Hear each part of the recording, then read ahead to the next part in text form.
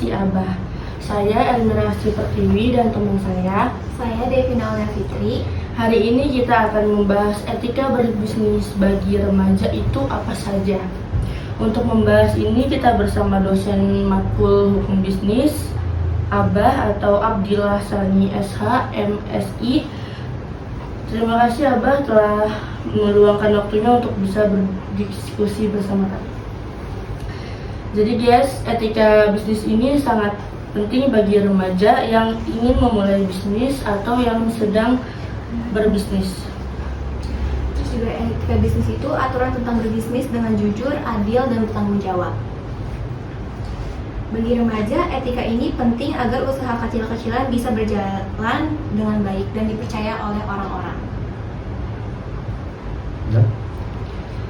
Etika bisnis bagi remaja adalah prinsip-prinsip moral dan nilai-nilai yang menjadi pedoman perilaku mereka saat terlibat dalam kegiatan ekonomi atau bisnis, baik sebagai pembeli, penjual, pekerja, atau bahkan calon wirausaha. Terus yang ditanyakan apa? Baik, Mbak, di sini saya ingin nanya, apakah mempromosikan produk dengan kata-kata berlebihan itu termasuk menipu? Terus juga bagaimana jika produk yang dijual memang bagus, tapi yang dipromosikan itu terlalu dramatis, Mbak? Gimana tuh, Mbak? Oke. Etika bisnis bagi remaja. Iya. Sebenarnya kurang lebih sama aja dengan etika bisnis secara umum ya. Yang berlaku baik bagi remaja maupun yang bukan remaja lagi. Pokoknya setiap kali orang melakukan bisnis pastinya harus memperhatikan etika yang berlaku di dalam dunia bisnis. Sebenarnya apa sih yang dimaksud etika? Etika itu saya seperti kita nggak boleh yang namanya melebih-lebihkan, gimana ya? Harus jujur sih, Bah, dalam berbuat bisnis itu biar orang-orang juga percaya sama kita. Kalau misalnya etika kitanya bagus. Benar. Apa itu etika? Etika itu kayak perilaku kita berbisnis seperti apa. Oke, etika pastinya terkait dengan masalah sopan santun. Iya. Cara kita bersikap. Bersikap itu berarti apa terkait dengan tutur kata, sikap, dan kemudian raut wajah. Itu terkait dengan masalah sopan santun. Kita tahu bahwa dalam dunia bisnis atau perdagangan itu ada satu motto yang mengatakan bahwa the customer is king. Iya. Pembeli adalah raja. Maksudnya di sini pembeli adalah raja bukan berarti kemudian kita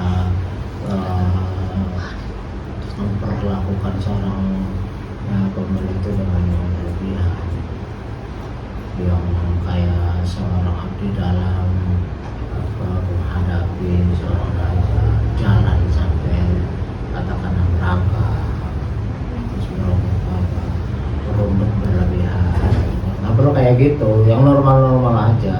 Artinya karena antara customer dengan seller maupun dengan produsen itu sama-sama membutuhkan dalam jual beli, dalam bisnis kan kedua belah pihak pastinya saling membutuhkan, ya kan.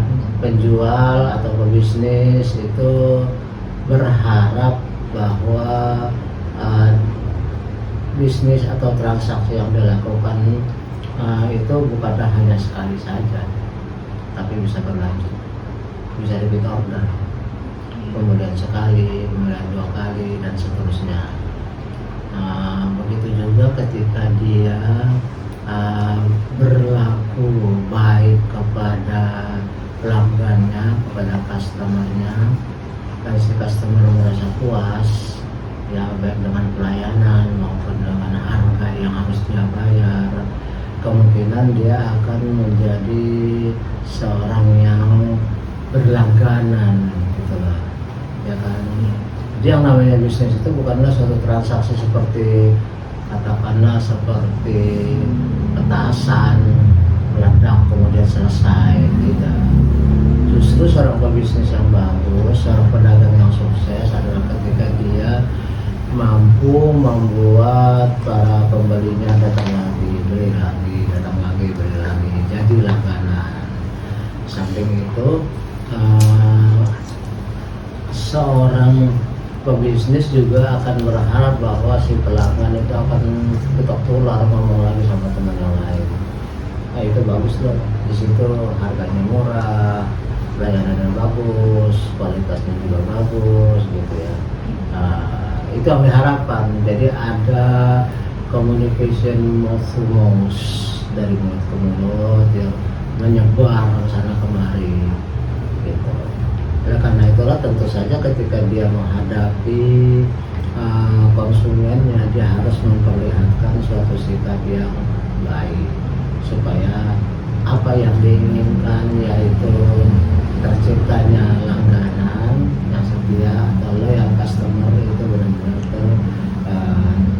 terjadi gitu. Oke, kita mulai misalnya contoh-contohnya apa itu etika yang baik di dalam hal katakanlah perkataan yang baik itu gimana, yang beretika, omongan seorang penjual kepada pembeli misalnya apa yang bagus tadi? Untuk kalau misalnya dia mau beli produk kita gitu Bang, kayak misalnya dia pengen beli produk kita, kan pasti namanya pembeli kan nanya-nanya ya Bang ya untuk kualitas ya. Pasti kita yang pertama sih menyebutkan kualitas yang kita punya tuh, dari produk yang kita punya tuh apa dulu, kayak gitu kita kasih kayak kelebihannya dulu. Nanti kalau misalnya dia nanya kekurangannya baru juga kita jelasin. Pokoknya kita harus memberikan pelayanan yang bagus agar customer juga nyaman beli di kitanya gitu. Oke, itu ucapannya. Iya. Ya, ucapannya. Terus kalau orang mukanya seperti apa? Ngomong baik tapi mukanya cembetut gimana? Mukanya kepada pelanggan muka itu tuh harus kayak ya Kayak apa? Menyeringai seperti singa gitu. ramah gitu. Ramah. Contohnya ramah gimana muka yang ramah itu? Kita nggak memperlihatkan muka kita tuh kayak jutek gitu sih Bang, biar kadang kan pembeli juga ngeliat kita tuh kayak males. Kalau misalnya kita ngelayanin juga kayak males-malesan Bang. Kadang kayak misalnya dia mempromosikan penjualan dia bagus sih dari kata-katanya, tapi kalau dari muka kitanya kayak jutek, malas gitu ngelayaninnya, kayak mau nggak mau, pembeli juga langsung nggak minat sih Bob untuk membeli produk kita, walaupun produk kita tuh punya gimana ya, produk kita tuh bagus gitu. Oke, itu dari apa namanya ucapan maupun raut muka. Iya. Itu aja harus ramah kelihatannya. Biarpun kamu lagi berantem sama pacar kamu, jangan pembeli yang jadi sasaran. Harus profesional sih. Harus profesional, harus bisa memisahkan perkara-perkara. Kita lagi kesel sama orang tua, lagi kesel sama pacar, sama orang lain. Jangan pembeli yang jadi sasaran, tetap harus profesional. Ucapan maupun raut muka. Apalagi selain itu? Tanggung jawab. Tanggung jawab. Enggak, dari sikapnya dulu. Kan dari omongan, dari raut muka, terus apa lagi? Dari sikap. Ngomongnya baik, ramah, mukanya saya ini apa namanya nggak jutek, tapi ngasihnya tuh kan nggak benar juga. Etikanya nggak bagus. Berarti etika di situ berarti kesatuan antara ucapan, raut wajah dan juga sikap, ya kan. Di samping kasar juga nggak boleh kelihatannya pembeli kok dibiarin nunggu lama-lama, sementara dia malah asik main HP. Banyak sih Bang yang kayak gitu. Main HP atau berlebihan, misalnya kita datang ke mall, baru datang diikutin, kadang boleh bantu, itu ikutin semua. Sebenarnya itu Bang, kalau misalnya yang tadi lo bilang, misalnya kita ke mall nih, ada yang suka juga diikutin, ada juga yang nggak suka diikutin. Sebenarnya itu tergantung masing-masing sih kalau menurut saya ya Bang. Kamu sedang diikutin? Enggak, jujur pribadi nggak suka, karena kalau diikutin itu Yang kayak ngikutin pelayannya ganteng. bisa lah Mbak diomongin. Ya sih kamu sama dia kan. Gimana kalau kamu sedang enggak? Enggak. Risih aja kalau diikutin terus gitu. Biar lu banyak di kantor juga. Mirip gak mau itu bang. Umumnya ya nggak suka gitu. Iya. Kayak saya sendiri kalau nggak ketemu, terus kemudian diikutin saya ambil, ya udah nanti saya kalau ada perlu saya ambil. Seolah-olah kan kita kayak orang mau nguntit, Iya. nguntil. Iya, gak suka gitu sih. Seolah-olah kita dicurigai bakal nyilep barang gitu kan. Nggak suka orang gitu. Oke, jadi itu sikap-sikap yang memperlihatkan bahwa kita memang profesional dalam melayani. Nah, jadi nggak boleh cemberut, nggak boleh kasar, nggak boleh males-malesan, dan juga nggak boleh terlalu ramah. Ramah yang berlebihan juga bikin sebel. Iya kan, ramah banget itu. Apalagi ramah itu adalah rajin menjamah kan, kurang ajar. Nah, di samping itu juga etika itu akan diperlihatkan dalam apa, misalnya tanggung jawab, ya kan, seorang pembeli seorang penjual yang bertanggung jawab tentu akan terlihat dalam sikapnya seperti apa, misalnya baik dalam ucapan, muka maupun perilaku. Kalau orang yang bertanggung jawab, penjual yang bertanggung jawab itu kayak apa sih? Penjual yang bertanggung jawab itu misalnya saya customer nih misalnya, abah yang beli contoh, pas saya ceritanya jual kayak skincare gitu ya ke abah. Nah saya tuh promosinya Skincare buat saya, buat apaan? kan ada abah skincare yang buat laki-laki. Oh gitu. Iya, ini contoh bah, kayak misalnya saya dipromosi ke abah tuh skincare ini bisa buat itu loh bah, kayak cepat ngeputihinnya. Pokoknya dalam 3 hari tuh abah udah langsung putih deh. Saya ngepromosinya kayak gitu. Nah abah percaya karena saya ngepromosinya dengan cara gitu. Nah tapi pas abah pakai selama 3 hari ini tuh abah belum ngerasa nih ada yang namanya perubahan. Nah pasti abah komplain dong ke saya. Nah, gimana sih ini 3 hari tapi belum ada perubahan. Dari situ saya harus tanggung jawab, kayak meminta maaf karena telah mempromosikan terlalu berlebihan ke abah, padahal seharusnya nggak 3 hari, seharusnya bisa lebih dari 3 hari gitu loh bah, untuk Seharusnya 40 tahun ya. misalnya nunggu seminggu atau 2 minggu gitu. Jadi saya tanggung jawab sih, bisa mengasih kompensasi gitu gimana. Kadang-kadang memang ada banyak iklan baik di medsos maupun ya terutama di medsos lah, Facebook atau di apa namanya TikTok atau di snap video itu memang berlebihan.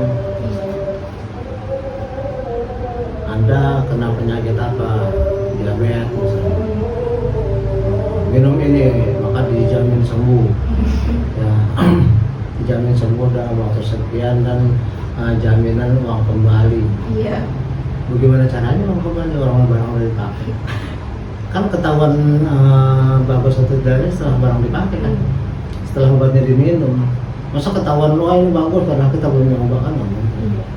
Apakah barang yang sudah dipakai terus kemudian apalagi sesuai dengan petunjuknya sampai habis barang kembali, uang kembali? Nggak mungkin.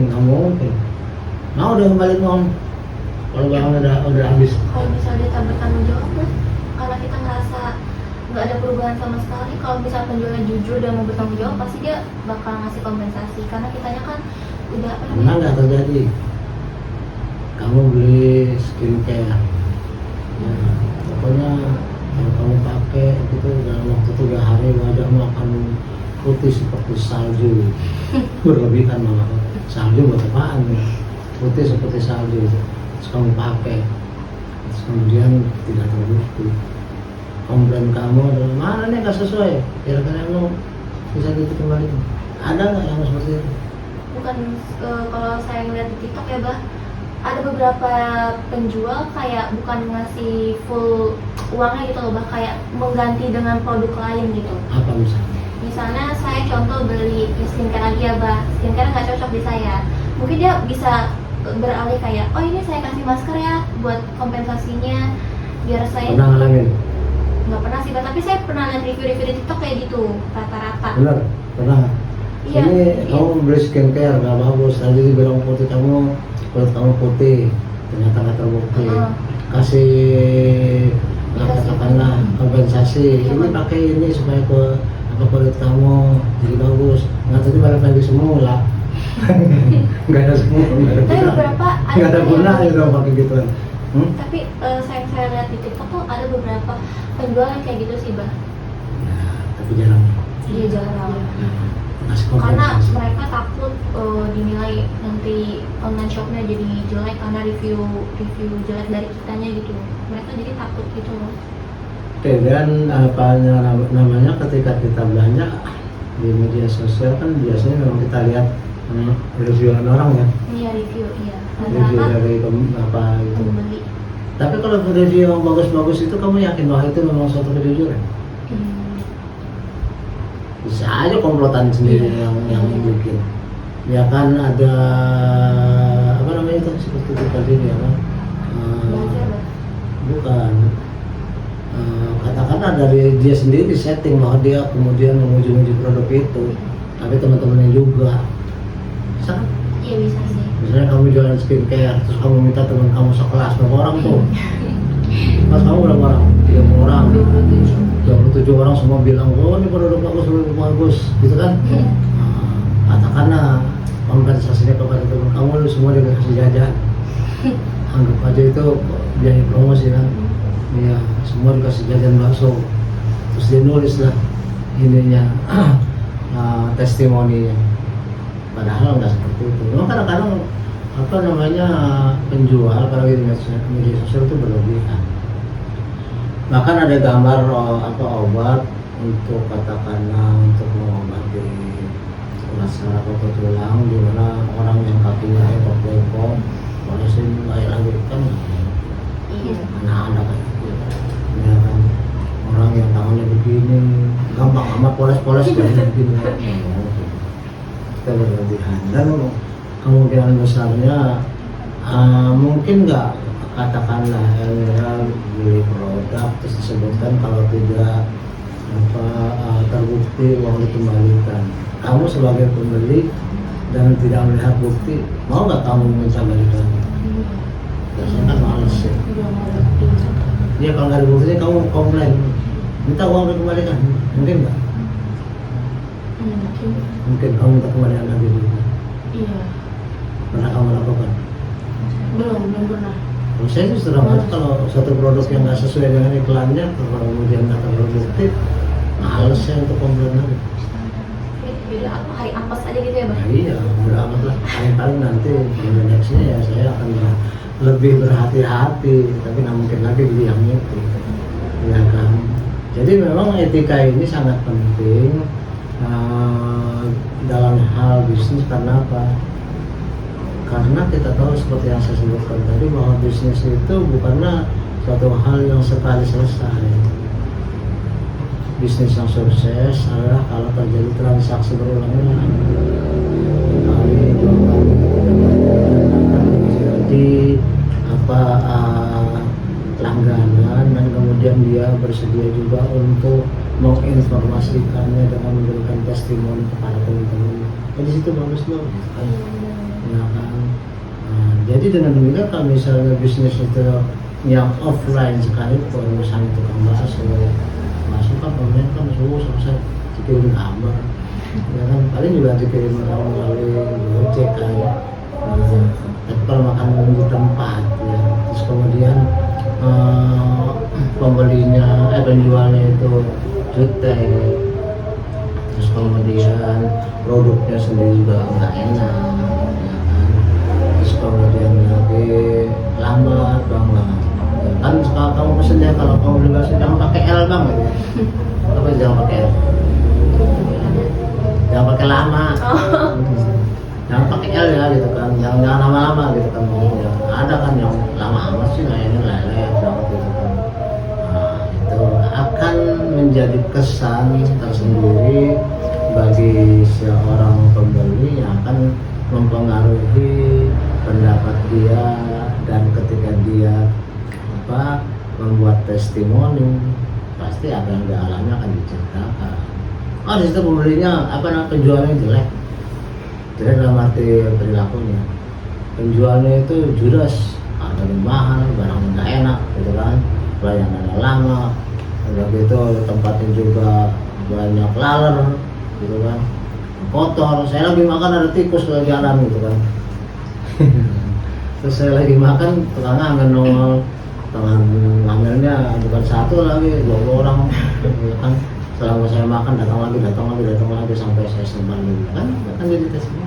Itulah sebabnya kemudian orang suka makan di mall sebenarnya bukan soal ini apa namanya gengsi, satu gengsi memang, tapi kemudian dia juga akan melihat bahwa di mall itu kan nggak gerah ya, nggak gerah. Misalnya makan di mall gerah gitu kan, tapi kalau makan di pinggir jalan kan gerah. Udah gitu sebentar-bentar datang pengamen, ya kan, lagi makan ngomong laler datang, ya ngeliat ke belakang tempat masakannya ada tikus mondar-mandir, kan mana enak kayak gitu kan. Di mall itu kan nggak ada, makanya orang jadi seneng makan di mall. Walaupun sebenarnya bagi kamu makan di mall dengan makan di tempat kaki lima enak karena rasanya. Sebenarnya Kan di sana banyak tuh, ada apa namanya bakso apa namanya, kemudian kacang mada lah, terus kemudian karapitan lah, gitu kan ya. Kalau bagi saya dengan bakso di ya sebenarnya tergantung selera sih, kan soalnya beda dari harga juga. iya, tapi bagi kamu makan rasanya, testinya makanan itu enak banget. Enakan yang biasa aja. Iya. Iya. Kayaknya kalau makan bakso di mall tuh hambar lah. Karena mereka menjual itu kali ya, Bah? Brand, menjual nama. Nah, iya. Iya. Karena nama doang, Iya. terus kemudian kenyamanan tempat. Iya. Sehingga orang seperti tadi kan nggak ada laler, nggak gerah, nggak keringetan, ya kan, nggak ada tikus. Itu yang dijual sebenarnya, kesannya itu. Berarti bicara tentang etika bisnis, seperti saya katakan tidak hanya menyangkut remaja, itu berlaku untuk semua. Ketika bisnis diterapkan dengan baik, diperhatikan, tahu tata cara masukkan santun dalam melayani, baik dalam tutur kata, raut wajah maupun gerak cepatnya pelayanan, itu nanti semuanya akan mempengaruhi pendapat dari orang sehingga dia kemudian merasa puas gitu. Jadi kalau seorang pebisnis, seorang pedagang menciptakan kesan yang nggak bagus, otomatis apa gitu, lagi datang ke situ gitu. Harusnya dengan demikian seorang pebisnis itu sangat memperhatikan apa perkataannya, bagaimana raut wajahnya, bagaimana sikapnya, gerak cepatnya, dan sebagainya. Nah, itulah yang disebut sebagai etika di dalam berbisnis, yang sebenarnya tidak hanya bagi remaja, tapi juga berlaku secara umum. Oke? Saya kira demikian aja, cukup, nggak tambah sangat terlalu banyak. Baik, terima kasih kepada teman-teman yang sudah menyimak diskusi kami hingga akhir. Dan mohon maaf jika ada kesalahan kata kami. Kami berharap apa yang telah kami diskusikan bisa bermanfaat untuk semuanya. Maka saya izin menutup diskusi pada hari ini. Wassalamualaikum warahmatullahi wabarakatuh. Waalaikumsalam.